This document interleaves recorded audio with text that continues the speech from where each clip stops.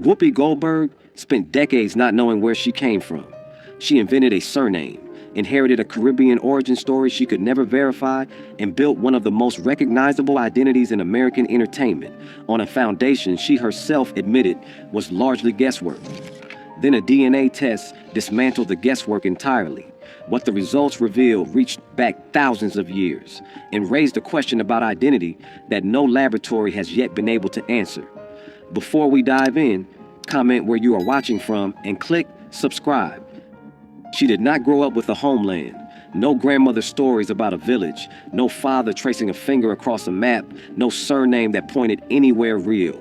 Karen Elaine Johnson was born in 1955 in a Chelsea housing project, raised by a mother doing it mostly alone, and the past simply was not something the family had access to.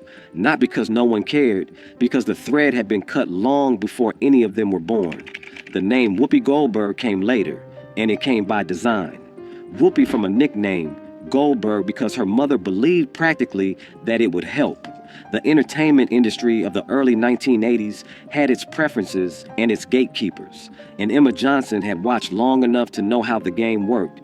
Her daughter took the name, kept it through stand-up clubs and Broadway, and an Oscar and 30 years of public life, and never pretended it was anything other than what it was, a choice, not an inheritance. What she could not choose was an origin. For most of her life, she held on to the idea that her family had come through the Caribbean at some point. It was not an invention exactly. It was the kind of assumption that circulates in African American families across the urban Northeast, where migration routes crossed, records thinned out, and somebody's elder once mentioned an island, and the detail stuck. Plausible enough to repeat and impossible to confirm. She said so publicly, without drama. No performed grief, no theatrical longing for roots she could not name. Just a clear-eyed admission that she did not know where her family came from and had made a kind of peace with that. That honesty is easy to pass over, but it matters because it says something about what the DNA results would eventually mean to her. Not a shattering revelation, not an identity crisis, but a door swinging open in a wall she had quietly stopped expecting to move. The wall itself was not hers alone. Millions of African American families had stood in front of the same one. Understanding why it existed is the only way to understand what breaking through it actually meant. The 1870 census is where most African American family trees stopped growing. Not because the family stopped existing, but because before that line, the record stopped seeing them as people. Prior to emancipation, the U.S. Census recorded enslaved individuals in separate slave schedules. No names, no birthplaces, no family relationships. Just a column of ages, a column of sexes, and a single number representing their assessed value to someone else.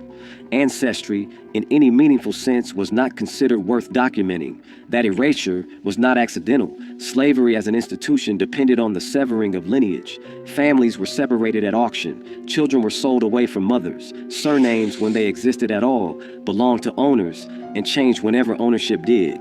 The oral histories that survived did so against considerable odds, passed in whispers, carried across state lines, kept alive by people who had every reason to forget and chose not to. But memory has limits. By the third and fourth generation after emancipation, the specific details blur.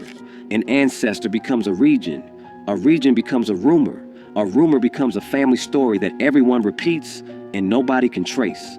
The Caribbean narrative that Goldberg carried is a version of this, not fabricated, but eroded, worn down by time and distance from whatever original truth it once contained.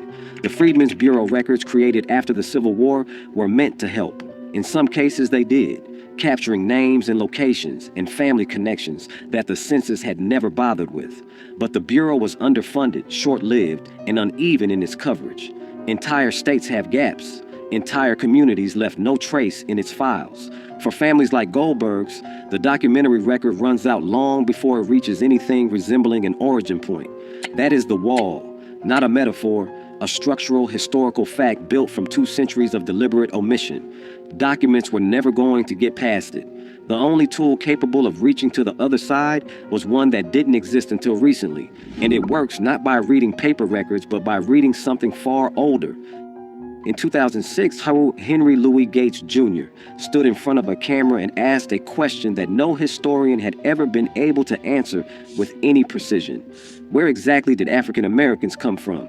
Not in the broad sense, that much was understood, but specifically by region, by ethnic group, by the particular communities whose members had been loaded onto ships and carried across the Atlantic. Gates believed DNA could get closer to an answer than any document ever had. The result was a PBS documentary series called African American Lives, and Whoopi Goldberg was among its participants. The methodology Gates's team used was not a consumer ancestry kit. It was a research-grade genetic analysis combining mitochondrial DNA, Y chromosome testing where applicable, and autosomal DNA to build a layered picture of ancestry across multiple lines. The African database they worked against had been assembled specifically for the project, drawing on genetic samples from populations across sub-Saharan Africa to allow comparisons that commercial tests at the time could not make. When Goldberg's results came back, the Caribbean theory didn't survive the first page. Her African ancestry traced not to any island population, but directly to the continent, and not to a single region. The results identified genetic affiliations with multiple distinct West and Central African populations spread across what are now several different countries.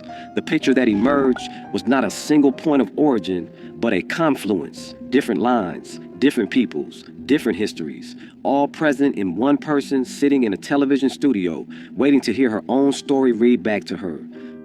What the results could not do was rank those connections with certainty. Genetic ancestry analysis at the population level deals in probabilities, not absolutes. A match to a particular ethnic group means a statistically significant similarity, not a confirmed genealogical line. Gates was careful about this on camera, and the distinction matters. The DNA was pointing at specific places on the map. It was not handing over names or dates or a confirmed family tree. It was, however, pointing more precisely than anything that had come before, and some of what it pointed to carried a history far weightier than a percentage on a chart.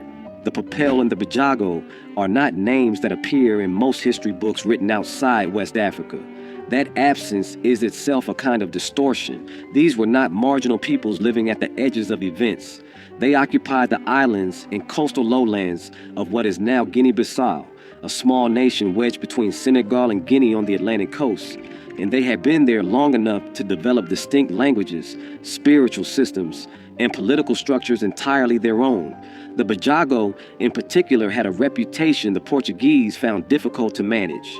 Their island homeland gave them a natural defensive advantage, shallow channels, difficult navigation, terrain that favored people who knew it. Portuguese slave raiders who operated along the West African coast in the 16th and 17th centuries learned, often at considerable cost, that the Bajago were not easily taken. They raided back. They attacked vessels. They maintained a resistance that lasted longer than most coastal peoples managed against the weight of European maritime power. That resistance did not hold forever. No resistance did. Through a combination of interethnic conflict, Portuguese military pressure, and the economic machinery of the slave trade that turned neighbor against neighbor across the entire region, people from Guinea-Bissau did eventually enter the Atlantic trade, carried primarily toward Brazil and in smaller numbers toward North America. The routes were specific, the ports documented, the numbers counted by the people doing the counting for their own commercial purposes. When Goldberg's DNA flagged a genetic affiliation with the Papal and Bajago peoples, it was connecting her not just to a coordinate on a map, but to that entire weight of history, a community that resisted, a coast that was raided anyway, a people whose descendants ended up scattered across the Atlantic world in ways no one among them chose. That connection does not answer every question. Genetic similarity to a present-day population is not a direct genealogical certificate. The science is precise in what it claims and honest about its limits, but it places her inside a specific human story, and that story, once you know it, is not easy to set aside. The African ancestry results were striking. What came alongside them was harder to sit with. A portion of Goldberg's genome traced to European origins, not a trace amount, not a rounding error, a substantial percentage consistent with what Gates's team was finding across nearly every African American participant in the series. The number varied person to person, but the pattern was consistent enough to constitute by its own kind of finding. European DNA had entered African American bloodlines at scale, and the historical explanation for how that happened is not complicated, even if it remains deeply uncomfortable. Slavery in the American South created conditions in which enslaved women had no legal standing to refuse the men who owned them. Rape was not a crime when the victim was property.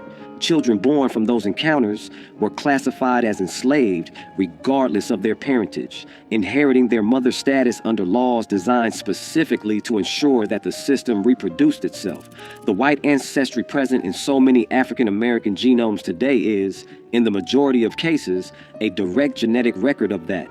Not ancient history in the abstract, a biological inheritance from specific acts of violence that were legal, commonplace, and deliberately unacknowledged. Goldberg received this information on camera. She did not perform shock, did not look away, did not offer the kind of emotional response that makes for easier television.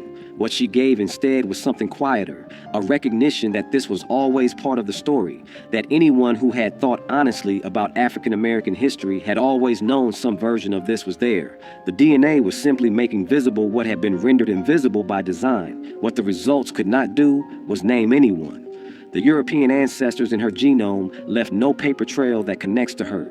No surname, no county, no plantation record that closes the distance between a genetic percentage and a specific person. They shaped her in ways that are measurable. Who they were and what they did, and whether anyone in their own families ever acknowledged what they left behind, that remains exactly as buried as it was before the test was run. Among the things Goldberg believed about her background, or half believed in the way family stories tend to settle somewhere between fact and feeling, was the possibility of native ancestry. It was not a claim she pressed hard, but it was there, as it is in a remarkable number of African American families across every region of the country, a piece of inherited narrative that gets passed down alongside everything else and never quite gets examined. Gates's team examined it. The genetic results found no significant Native American ancestry in Goldberg's profile, not a buried trace that science had finally uncovered, an absence. And while that absence might seem like a simple correction, what it actually revealed was something more interesting than a yes or no answer about one woman's family tree. The belief in Native American ancestry is so common among African Americans that researchers studying the African American lives participants noted it as a pattern worth understanding in its own right. Almost universally, participants arrived expecting to find indigenous ancestry. Almost universally, the DNA did not confirm it. Gates addressed this directly in the series, not to dismiss the family stories, but to explain what had likely produced them. The explanations are several, and none of them are simple. In the antebellum South, free people of color and escaped enslaved people sometimes lived alongside indigenous communities, and genuine mixing did occur in specific regions and time periods.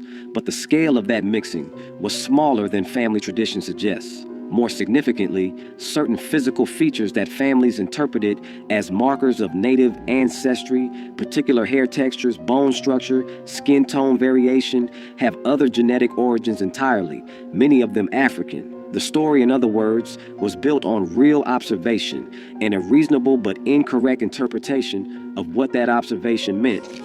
What the absence confirmed, alongside everything else the results had already established, was that the picture emerging from Goldberg's DNA was more specific and more grounded than anything the family narrative had offered. The guesswork was being replaced, piece by piece, with something that could actually hold weight, and the most precise finding of all was still waiting. Mitochondrial DNA does not care about centuries. It passes from mother to child, unchanged, generation after generation, carrying a genetic signature that can reach back through time in ways that no document, no census record, and no family story ever could. Where autosomal DNA dilutes with each generation, halved, blended, eventually undetectable, mitochondrial DNA holds its shape. The maternal line it traces is direct and unbroken, a single thread running back through every mother's mother, stretching further than recorded history reaches. Goldberg's mitochondrial haplogroup placed her direct maternal line within a lineage rooted in West and Central Africa, consistent with the broader ancestral picture the autosomal results had already established, but reaching deeper into it. Not the era of the slave trade, not the colonial period, further back than that, into the ancient population movements that shaped the genetic landscape of the African continent itself, long before European ships appeared on the horizon. What that means in practical terms is this: the woman who built her public identity on an invented surname and an unverifiable origin story carries, in her maternal line, one of the oldest continuous human genetic signatures on Earth. Africa is where the human species originated. The deepest maternal lineages in existence are African ones. Goldberg's haplogroup does not make her unique in this. It connects her to a vast and ancient human story that predates every nation, every religion, and every boundary ever drawn on a map. The significance of that is easy to understate. In a culture that has spent centuries measuring African ancestry against European ancestry, treating one as heritage and the other as default, a finding like this reorients the frame entirely. The maternal line that runs through Whoopi Goldberg does not lead to a recent immigrant or a colonial settler or a displaced community of the last few hundred years. It leads to the origin point of human history itself. That is what science established.